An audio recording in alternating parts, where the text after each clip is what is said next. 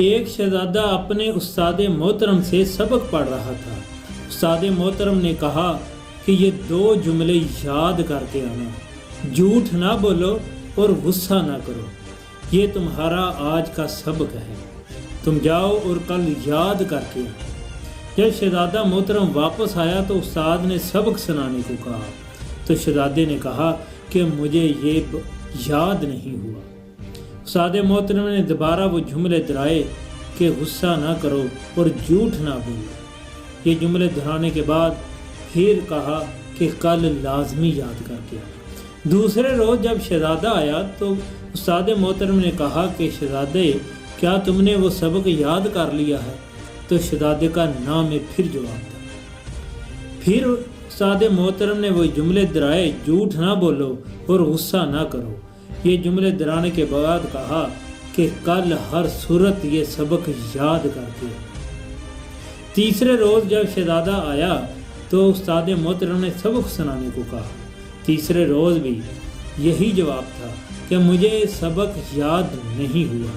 اس کے بعد چھٹی کا دن آ گیا تو استاد محترم نے کہا کہ دیکھو کل چھٹی ہے مگر یہ سبق اب لازمی یاد کر کے آنا۔ 3 روز ہو گئے ہیں، اتنے دن ہو گئے ہیں، تمہیں یہ 2 جملے یاد نہیں ہو رہے۔ شہزادہ یہ بات سن کر واپس چلا جاتا ہے۔ چھٹی گزارنے کے بعد جب وہ واپس آتا ہے تو استاد محترم پھر پوچھتے ہیں، شہزادے کیا تم نے وہ 2 جملے جو میں نے سبق میں تمہیں پڑھائے تھے یاد کر لیے؟ تو شہزادے کا پھر نام میں جواب تھا۔ یہ بات سن کر استاد محترم کو بہت زیادہ غصہ آتا ہے اور یہ جانے بنا ہی، یہ سوچے بنا ہی کہ آگے شہزادہ ہے، وہ ایک تھپڑ رسید کر دیتا ہے۔ استاد محترم جب تھپڑ رسید کرتے ہیں تو شہزادہ کہتا ہے کہ مجھے سبق یاد ہو چکا ہے۔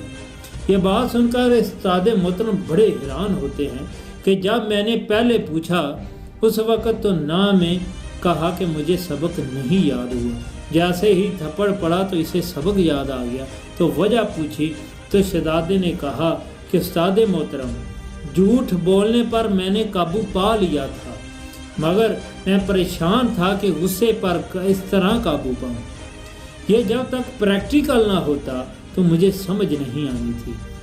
میرا 3 روز نہ میں جواب اسی وجہ سے تھا۔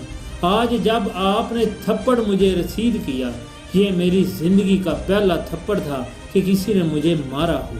جیسے ہی مجھے تھپڑ پڑا تو پھر میں نے سوچا، میں نے دیکھا کہ میں غصے پر قابو پا چکا ہوں، تو اس لیے میں نے یہ کہا کہ مجھے یہ سبق یاد ہو چکا ہے کیونکہ میں اب غصے پر بھی قابو پا چکا ہوں۔ جب تک میں غصے پر قابو نہ پاتا تو آپ کو کس طرح کہتا کہ یہ میں نے سبق یاد کر لیا ہے۔ مولانا روم نے لکھا، عزیزو اے انسانوں، یاد رکھو جو آپ بات سنتے ہیں، لکھتے ہیں، پڑھتے ہیں وہ اس حد تک نہیں ہونی چاہیے بلکہ اس پر عمل درآمد ہونا چاہیے۔ جو آپ سنیں، جو آپ لکھیں، جو آپ پڑھیں اس پر عمل کریں۔ عمل سے ہی زندگی بنتی ہے اور عمل سے ہی معاشرے کی اصلاح ہوتی ہے۔ یہ مولانا روم کی حکایات میں ہیں۔ دعاؤں میں یاد رکھیے گا۔ اللہ حافظ، اللہ نے